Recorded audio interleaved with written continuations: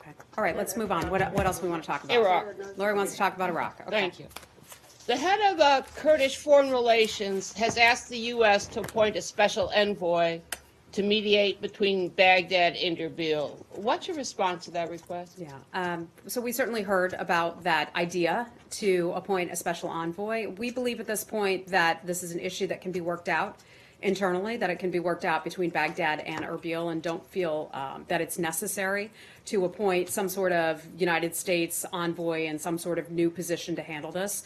We have close relationships with the Kurds and with the Central Iraqis.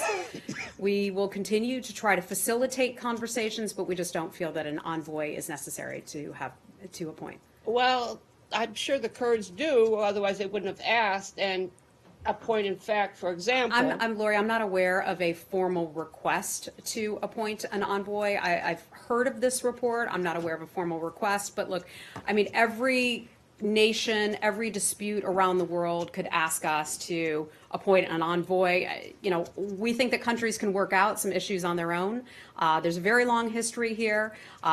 These folks have lived together, have fought together, have raised families together. We think that they could probably work it on their own as well. And one party has committed genocide against the other, not so long ago. But yesterday, the Kurdistan government called on the international community to press Baghdad to lift the punitive measures that it has imposed on the Kurds, like the closure, for example, of the Erbil and Sulaymaniyah airports. Mm-hmm.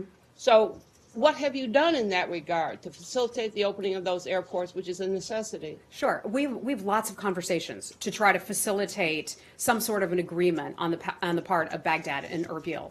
Brett McGurk was just there, I believe it was late last week.